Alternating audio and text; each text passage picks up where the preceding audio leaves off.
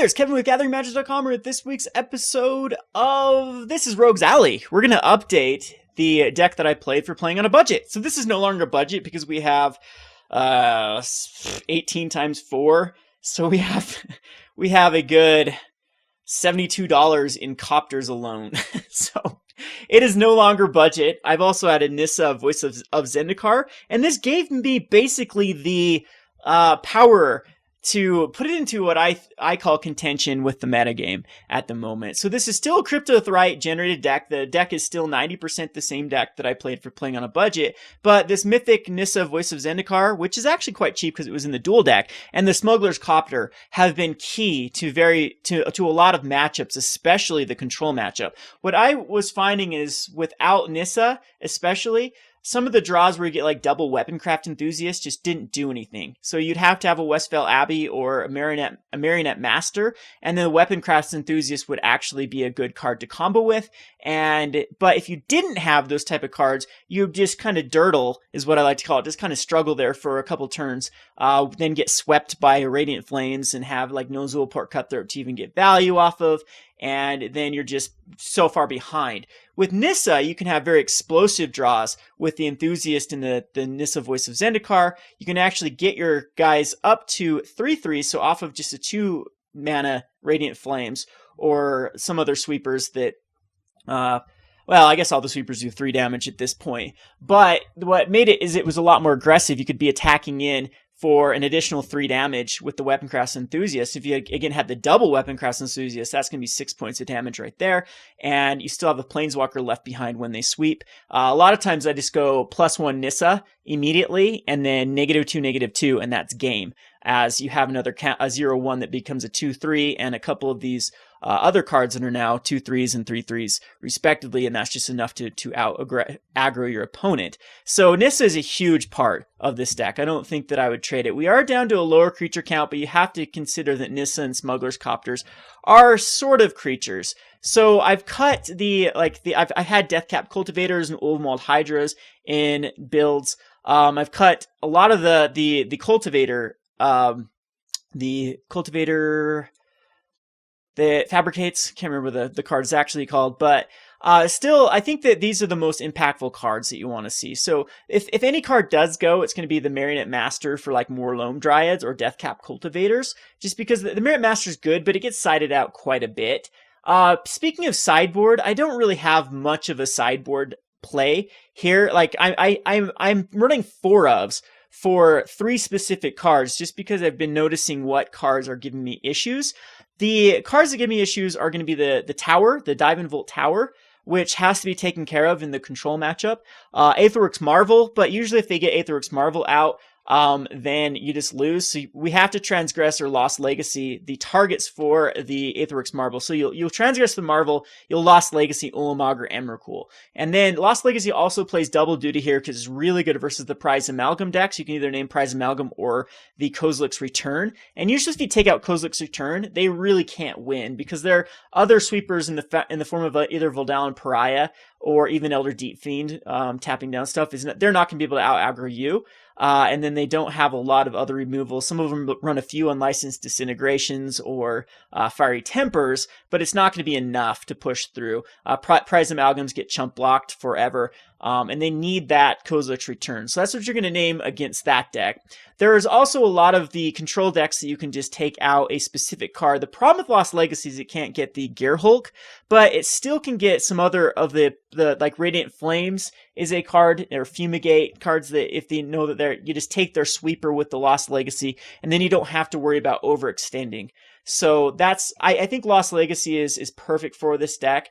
If not, like if there was more of the Spirits or Green-Black Delirium, you might have some room for like Grasp of Darkness or another just removal-based spell. But I don't think we'd really want to go into any other like pick the brain type card or the murder. I don't think even murder quite fits the bill for this deck. We want to be proactive rather than reactive, and so cards like Transgress the Mind and Lost Legacy are really, really powerful. Appetite takes care of Smuggler's Copters. It also and basically the Tower. That's the 2 things that's in there. It also takes care of the Skyship. It takes care of opposing stasis snares, which is starting to get a lot more.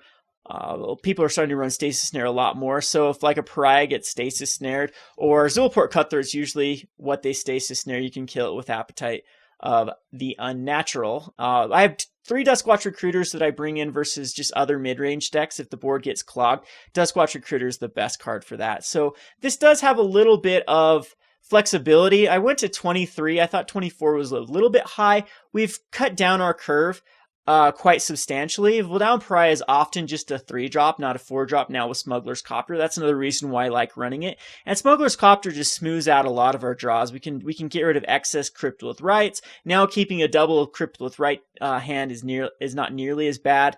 I might actually even cut down to a 3 of Cryptolith Rite. We'll have to wait and see, just because our creature count is quite low. Loam Dryad is the card that was the last cut out of the deck. I think that Marionette Master might get cut for a Loam Dryad and have just 3 of them, just because Loam Dryad is very powerful with the Copter. We do have a lot of cards that can easily crew. We have 7 1-drops and then 4 2-drops. And then a bunch of 3-drops that can crew. Unfortunately, the plant token can't crew Smuggler's Copter, but everything else is pretty good. And we usually will. Statistically speaking, we will usually have one of our 11 cards to crew the Copter. So this is the list that's been working the best out for me. I've gone on an 8-2 run with this deck, beating basically every deck in the metagame except for Aetherworks Marvel. That was the 2 losses was against Aetherworks Marvel. One of them was actually a green-red energy deck that I won game 1, and game 2 they sided in Aetherworks Marvel. So it was kind of like a switcheroo deck that had Electrostatic Pummeler, and then they swapped all their Uncaged Furies and Electrostatic Pummelers and all that kind of stuff, and then just swapped in Emrakul, Ulamog, and Aetherworks Marvel. So kind of a 12 for 12 swap, which I thought was quite brilliant because it took me off guard.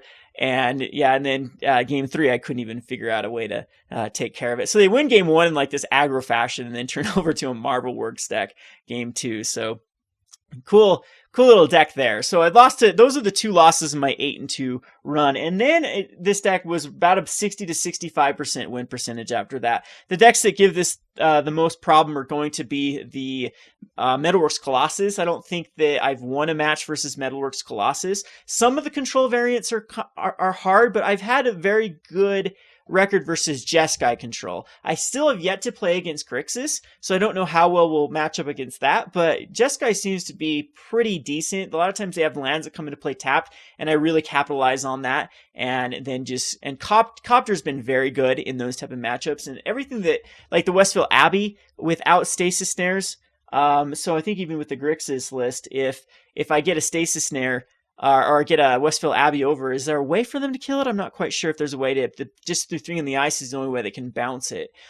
Speaking of Thing in the Ice, Loam Dryad's a horror, so sometimes you can block a Loam Dryad, or a Thing in the Ice if it gets flipped.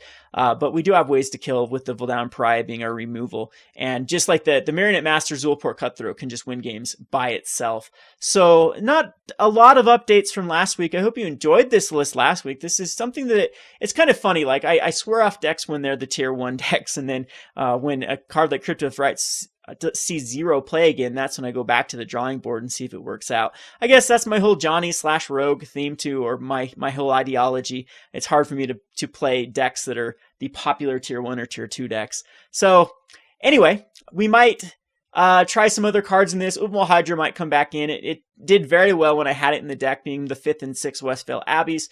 But for now, I think that this list is running the most efficient. So we'll queue this up in some 8-man. Or, wait, 8-mans are gone now. I'm not going to do leagues. They just take too much time to, in between rounds, to wait for matchups. So I'm going to actually queue this up in some 2-man queues and see how well it goes. This has been Kevin with GatheringMagic.com. Thanks for watching.